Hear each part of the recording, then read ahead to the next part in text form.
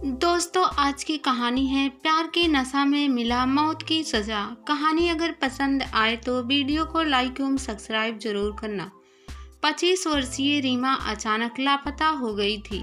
जिस दिन रीमा लापता हुई उसी रोज सूरज भी गांव से गायब था। दोनों का प्रेम प्रसंग पूरे गांव के लोगों की जुबान पर था। इसलिए गांव वालों का मानना था कि सूरज ही रीमा को लेकर भाग गया। लेकिन रीमा के पिता को शक था कि उसकी बेटी को सूरज ने अपने नए मकान में छिपा रखा है। इसी बात की जांच करने के लिए पुलिस आई। सूरज के मकान में ताला पड़ा था। गांव में रहने वाले उसके माता पिता भी गायब थे। इसलिए पुलिस ने ताला तोड़कर पूरे घर की तलाशी ली, लेकिन वहां केवल छिपकली और मकड़ियों के अलावा कोई तीसरा जीव दिखाई नहीं दिया। इसलिए पुलिस टीम वापस लौट आई। गांव वाले तो पहले ही मान चुके थे कि रीमा सूरज के साथ कहीं भाग गई है। अब पुलिस ने भी ऐसा ही मान लिया, लेकिन ऐसा मानने वालों के बीच केवल रीमा का परिवार ही ऐसा था जो इस बात को मानने को राजी नहीं हो रहा था।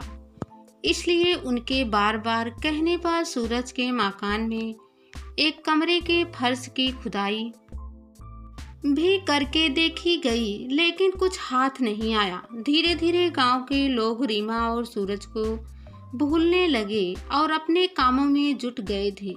लेकिन रीमा के पिता लगातार बेटी की खोज में लगे हुए थे। कोई महीने भर बाद सूरज के बंद पड़े मकान से आने वाली अजीब सी बदबू से लोग परेशान होने लगे। पहले तो लोगों ने इस पर ध्यान नहीं दिया, लेकिन बदबू लगातार बढ़ने से पड़ोसियों का ध्यान सूरज के बंद मकान पर गया। इस बात की खबर रीमा के पिता को लगी तो वह दौड़े दौड़े अपने समाज के नेता के पास पहुंचे और उन्हें सारी बात बताई। वह नेता रीमा के पिता को एसपी के पास ले गया और एसपी को सारी कहानी से अवगत कराया। सूरज रीमा के लापता होने के मामले में संदिग्ध तो था ही, इसलिए उसके मकान से आने वाली बदबू की जानकारी को एसपी शैलेंद्र सिंह ने गंभीरता से लिया। उनके निर्देश पर SSP Jitendra, SDPO Praveen Kumar, police team प्रशासनिक अधिकारियों के साथ एक बार फिर सूरज के कमरे पर आए। सूरज का मकान खोलते ही बदबू का तेज झोंक आने से पुलिस समझ गई कि यह मांस सड़ने की बदबू है। इसलिए पूरे मकान की बारीकी से जांच की गई, जिससे पता चला कि तीसरे कमरे के फर्श में ताजा सीमेंट लगाया गया है। इसलिए शक के आधार पर पुलिस ने उस जगह की खुदाई करवाई तो 1.5 फुट नीचे एक कान की बाली और लगभग 2.5 फुट नीचे एक लेडीज चप्पल मिली, जिनके बारे में बताया कि ये दोनों ही चीजें रीमा की है। खुदाई की गहराई बढ़ने के साथ बदबू भी बढ़ती जा रही थी। वास्तव में पुलिस का शक उस समय सही साबित हुआ जब कोई 4 फुट की गहराई पर रीमा का सड़ा गला सब बरामद हो गया। इसके बाद जांच के लिए एफएसएल अधिकारी सुनील भी पहुंच गए। जांच के बाद उन्होंने शव को लगभग 1 महीने पुराना बताया, जिसके बाद उसे पोस्टमार्टम के लिए भेज दिया गया। लेकिन शव की हालत अत्यधिक खराब होने की वजह से उसका पोस्टमार्टम इंदौर के एमवाई अस्पताल में किया गया।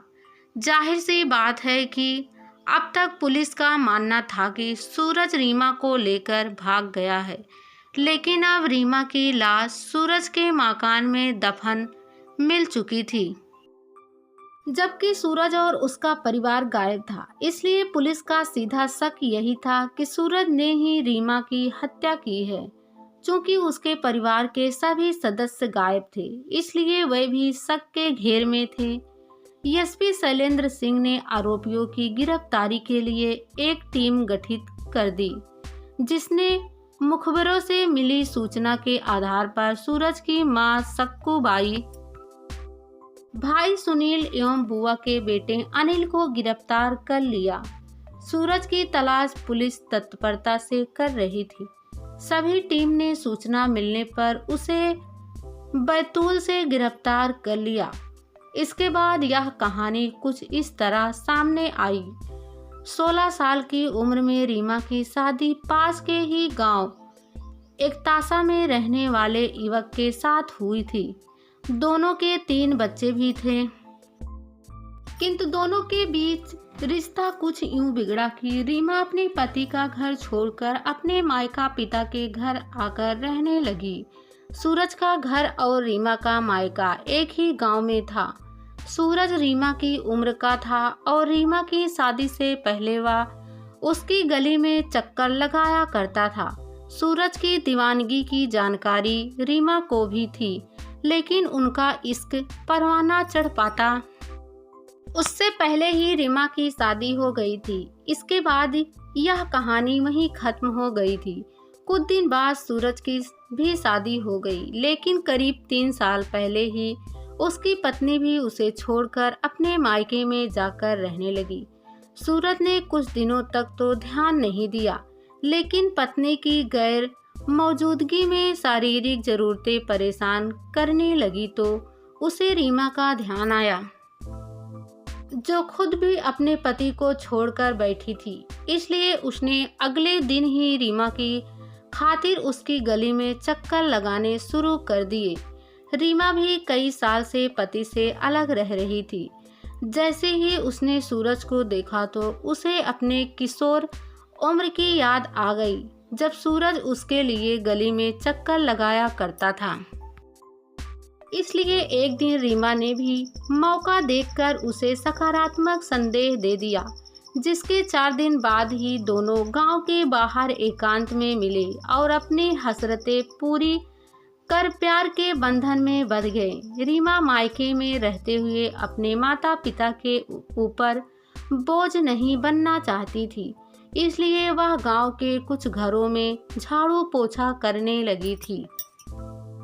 वह सुबह घर से निकलकर पहले अपना काम करती थी, फिर सीधे सूरज के पास पहुंच जाती थी, जहां दोनों एक दूसरे के तन की प्यास पूरी करते थे। फिर रीमा वापस घर चली जाती थी। दोनों एकांत में रोज मिला करते थे, इसलिए इस बात की जानकारी गांव वालों को हो गई थी। रीमा के परिवार तक भी यह खबर पहुंच चुकी थी। पिता ने अपनी बेटी को समझाने की कोशिश की, लेकिन मामला हाथ से निकल चुका था। इधर रीमा के साथ घर बसाने की ठान चुके सूरज ने अपना खेत बेचकर रीमा के लिए सपनों का घर बनवा दिया था। कुछ दिनों में सूरज का मकान बनकर तैयार हो गया तो वह रीमा को इस मकान में लाकर अयाशी करने लगा। बताया जाता है कि इसी दौरान रीमा की नजरें गांव के ही एक दूसरे युवक से लड़ गई थी। वह सूरज की तुलना में रईस और जवान था, इसलिए रीमा सूरज से दूर जाने की कोशिश करने लगी। इस बात की जानकारी लगने पर सूरज काफी खफा था।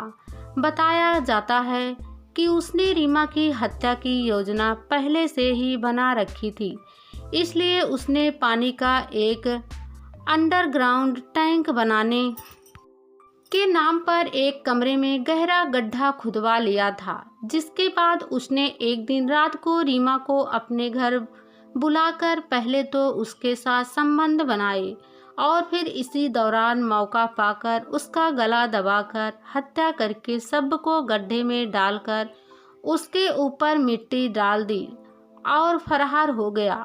उसने सोचा था कि घर के अंदर लाश की खबर पुलिस को कभी नहीं मिल पाएगी, लेकिन 1 महीने के बाद मकान से आ रही बदबू के बाद शक होने पर पुलिस ने लाश बरामद कर हत्या में सहयोग करने वाले सूरज की मां, भाई और अन्य 2 को गिरफ्तार कर लिया।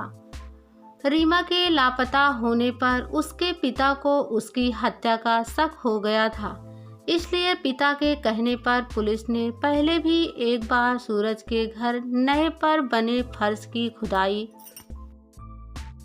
लाश की तलाश करने के लिए की थी, लेकिन उस समय कुछ नहीं मिला था। लेकिन बदबू आने पर जब दूसरे कमरे में खुदाई की गई तो वहां से रीमा का शव बरामद हुआ। गिरफ्तार किए मुख्य आरोपी सूरज के भाई ने बताया कि रीमा की हत्या कर लाश को गड्ढे में दबाने वाली बात सूरज ने सुबह घर आकर बताई थी। इसके बाद वह घर से भाग गया था। सूरज के भाग जाने के बाद घर वालों ने पुलिस से बचने के लिए खुदाई वाली जगह पर फर्श बनवा दिया और घर का ताला लगाकर फरार हो गए। पुलिस ने सभी आरोपियों से पूछताछ के बाद उन्हें कोर्ट में पेश कर जेल भेज दिया।